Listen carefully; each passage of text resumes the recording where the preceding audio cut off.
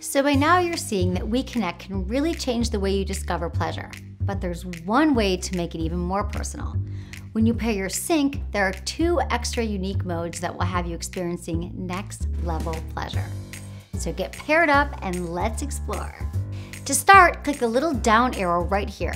You'll see all the available patterns, but notice these 2 buttons, touch and beat. Let's try touch first.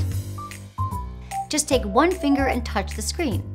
You'll feel the sync's external motor gently rumble. Now drag. The intensity changes with your movement. The bigger your swipe, the more powerful the vibe. Now use 2 fingers. One will affect the internal stimulator, one the external. Use these buttons to adjust the sensitivity. Once you can pull yourself away from touch mode, go back and click beat. You guessed it, your WeVibe can vibe to your favorite music. Choose a song from your library or use your phone's mic. I'm going to pick a song. Immediately, the sync pulses in time with the music, but that's just the start.